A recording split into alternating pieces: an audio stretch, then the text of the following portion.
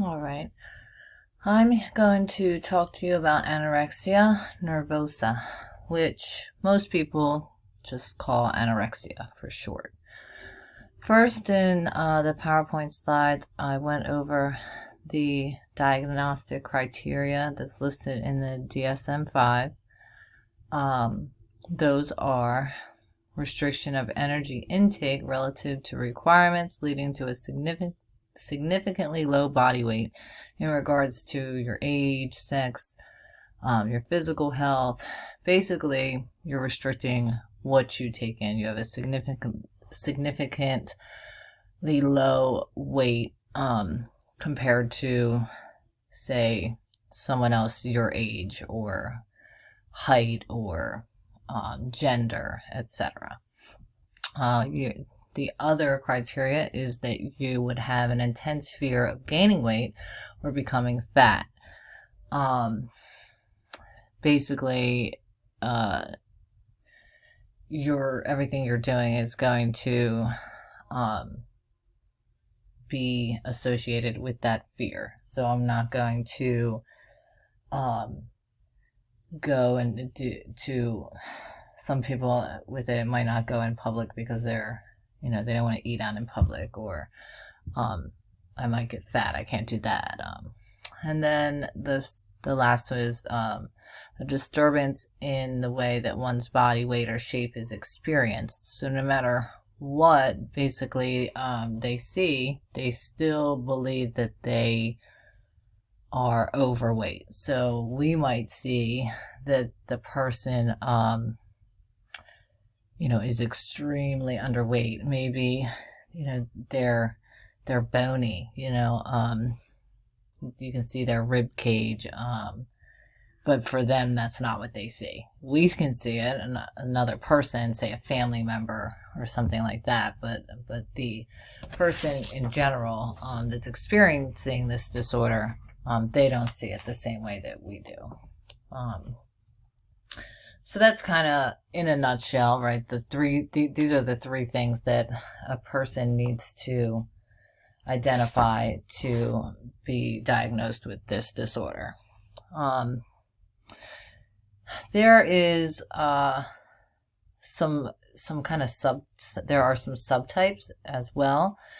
Most individuals that are that have anorexia, they might also binge eat or purge, which means that they're going to induce vomiting, or maybe they're going to take like diet pills or something like that.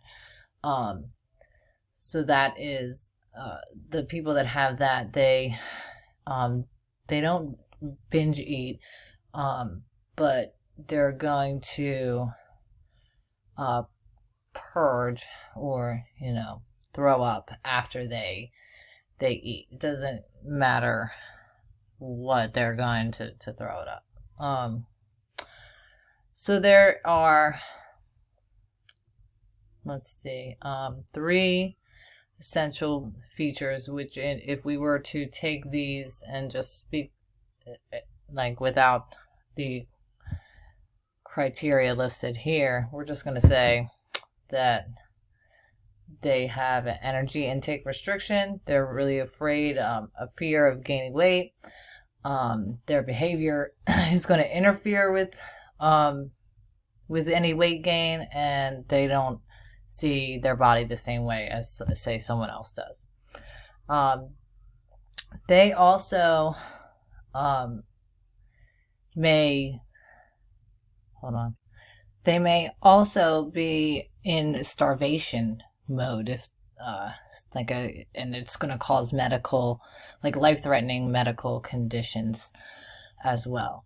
When you're extremely underweight, someone that has a low body weight, they can experience other things as well, like depression symptoms, mood, insomnia, diminished interest in having sex. There's a lot of other things that can occur at the same time as or in relation to having a low body weight.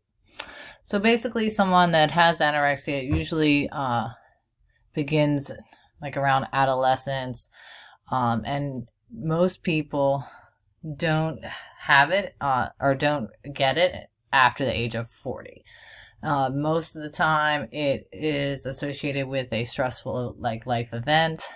Maybe the example in the DSM would be if someone was leaving to go to college, so their entire life is uprooted, and it's a stressful event. Many people have changed eating behavior prior to meeting, like the changed eating behavior is going to occur before the rest of the criteria. So this might start to happen, and then later, after I've changed, my eating behavior, then I start to think, oh, I'm still not, my weight is not, I'm too fat, and then they continue to see themselves as being fat when they're really not. So it kind of starts first. Some risk factors could be that a person develops anxiety, maybe they have some OCD symptoms as a child. Environmentally, say different cultures like the United States has a lot of, commercials or different things like that that make being thin the only way that is acceptable. Different occupations like modeling, being an athlete, things like that. And then genetically, the factors with that are an increased risk would be from any biological relative that has the disorder. All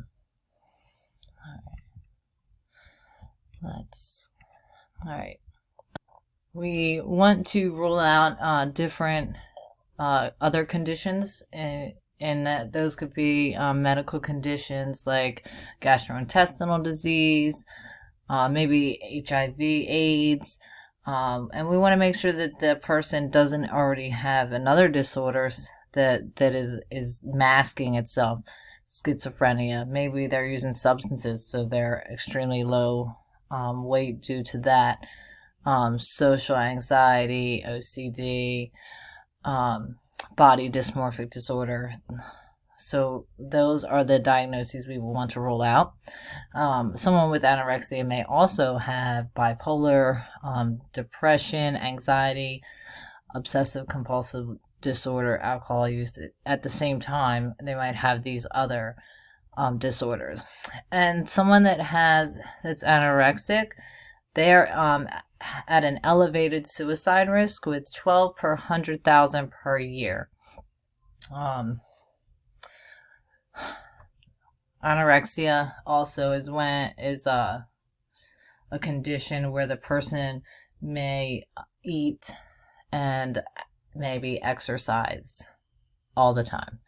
And that becomes something that can be a problem when trying to, say, gain weight, because maybe they're eating but they're still exercising entirely too much. There's an obsession that happens with the exercising. So anorexia nervosa, this is kind of a general summary about the disorder, and there are other disorders that go along with eating disorders, such as bulimia and the other ones that are in our PowerPoint. Thanks.